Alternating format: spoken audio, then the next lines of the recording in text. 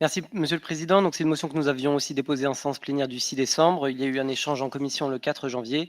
Et donc, nous vous proposons ici cette motion pour la création et la convocation d'états généraux d'Alsace de la lutte contre le harcèlement scolaire. En 2021, la rentrée scolaire dans les collèges a de nouveau été marquée par une forte violence et des faits de harcèlement d'une ampleur inédite.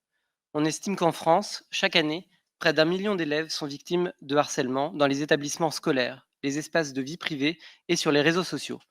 Si ce chiffre paraît sous-évalué pour un certain nombre d'associations, il permet néanmoins un premier état des lieux. Rapporté à l'Alsace, plus de 26 000 élèves seraient concernés.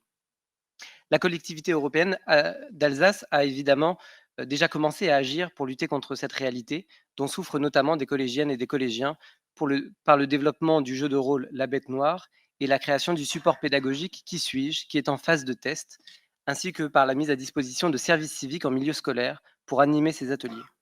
Ces outils permettent d'interroger avec les élèves et au cœur des établissements les ressorts du harcèlement. Ils sont d'ailleurs accompagnés de formations et mis à la disposition des personnels et directions des collèges.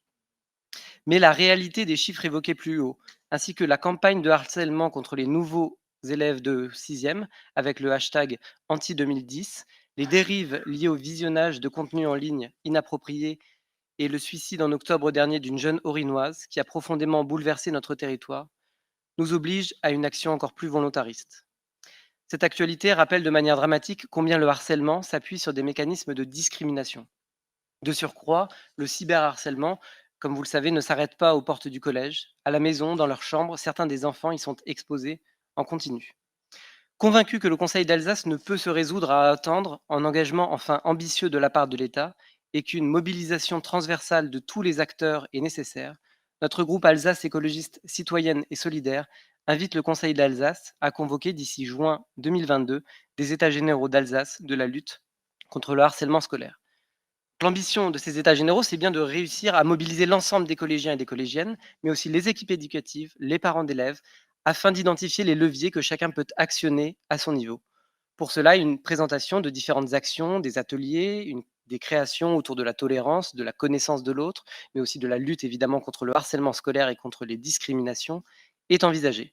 On propose de fixer à ces états généraux un triple objectif. Le premier, c'est confronter les points de vue de chacun des partenaires pour enrichir les approches que chacun peut déjà avoir.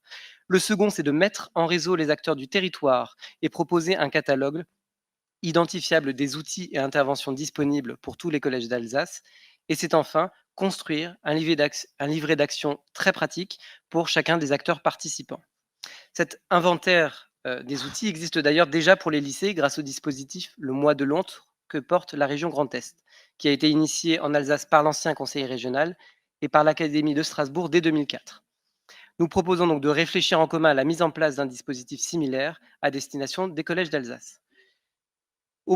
Donc avant de réunir ces différentes ces états généraux, on propose de la diffusion d'un questionnaire à tous les acteurs et actrices, ainsi que l'analyse des réponses, afin de permettre de préparer ces états généraux et de proposer des ateliers tout à fait pertinents afin de les rendre aussi productifs et utiles que possible.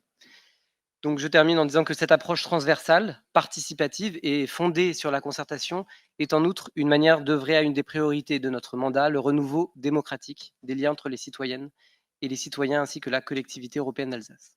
Je vous remercie.